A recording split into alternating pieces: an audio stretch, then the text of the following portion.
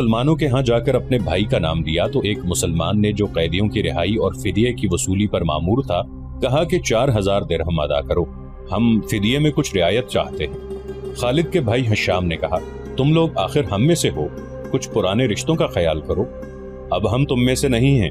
मुसलमानों ने कहा, हम अल्लाह के रसूल के हुक्म के पाबंद हैं, क्या हम तुम्हारे रसूलुल्लाह सल्लल्लाहु अलैहि वसल्लम से बात कर सकते हैं? हशाम ने पूछा। हशाम, खालिद ने गरज कर कहा, मैं अपने भाई को अपने वकार पर कुर्बान कर चुका था, मगर तुम मुझे साथ ले आए, ये जितना मांगते हैं उतना ही दे दो, मैं मोहम्मद सल्लल्लाहु अलैहि वसल्लम के सामने जाकर रहम की भीख नहीं मांगूंगा। उसने दिरहमों से भरी थैली मुसलमानों के सामने फेंकते हुए कहा, गिन लो और हमारे भाई को हमारे हवाले कर दो। रकम गिनी जा चुकी तो वलीद को खालिद और हशाम के हवाले कर दिया गया। तीनों भाई उसी वक्त मक्का को रवाना हो गए। रास्ते में दोनों भाइयों ने वलीद से पूछा कि उनकी शिकस्त का बायस क्या था।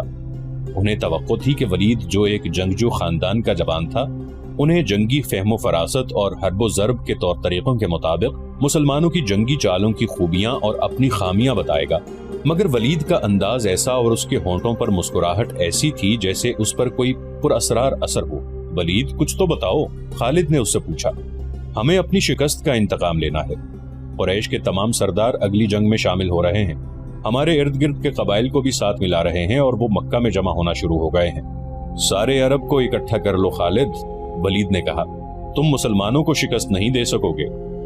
मैं नहीं बता सकता कि मोहम्मद सल्लल्लाहु अलैहि वसल्लम के हाथ में कोई जादू है या उनका नया अकीदा सच्चा, या क्या बात है कि मैंने उनका कैदी होते हुए भी उन्हें नापसंद नहीं किया।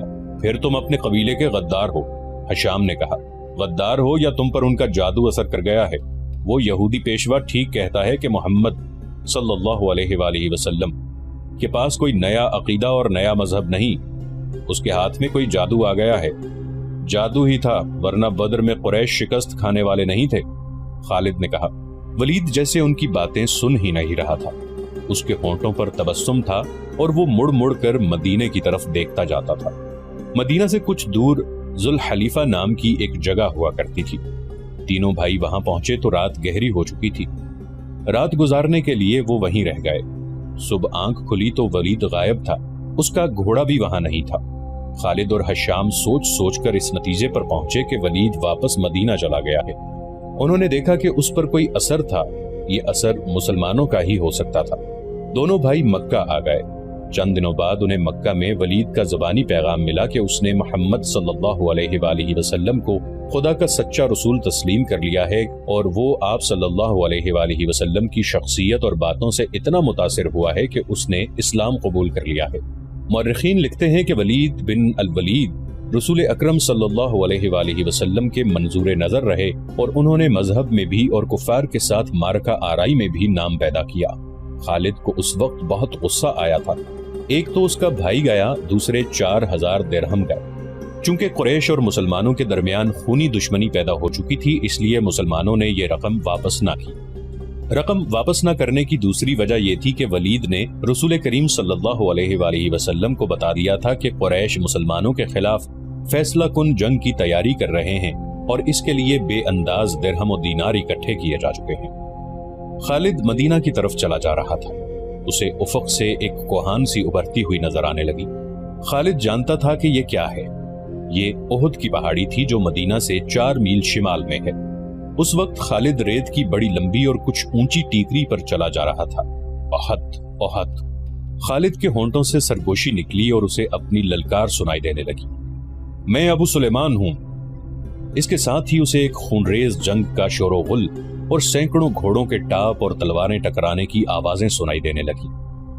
खालिद ये जंग लड़ने के लिए बेताब था और उसने ये जंग लड़ी। खालिद का जहन पीछे ही हटता चला गया। 4 ही साल पहले का वाकया था। मार्च 625 ईस्वी शव्वाल 3 हिजरी के महीने में कुरैश ने मदीना पर हमला करने के लिए जो लश्कर तैयार किया था वो मक्का में इकट्ठा हो चुका था। उसकी कुल तादाद 3000 थी। इसमें 700 अफराद ने जिरा पहन रखी थी।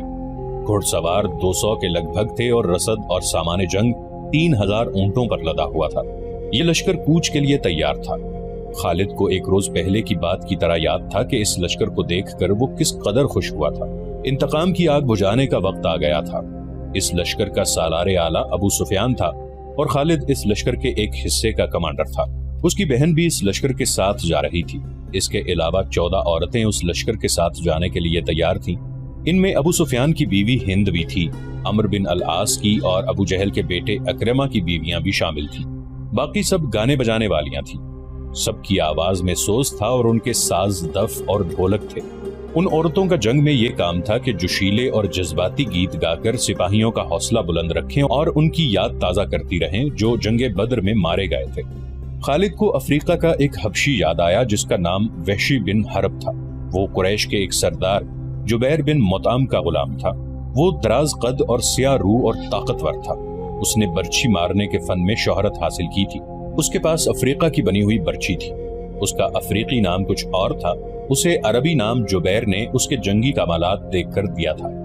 बिन हरब कूच से कुछ देर पहले जुबैर बिन मुताम ने उसे कहा, मुझे अपने चचा के खून का बदला लेना है। शायद मुझे मौका न मिल सके।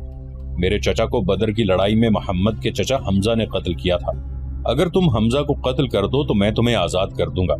हमजा मेरी बर्छी से कत्ल होगा या आका। वहशी बिन हरब ने कहा। यह हबशी गुलाम उस तरफ जा निकला जहां वो औरतें ऊंटों पर सवार हो चुकी थीं, जो उस लश्कर के साथ जा रही थीं। अबू वस्मा किसी औरत ने पुकारा।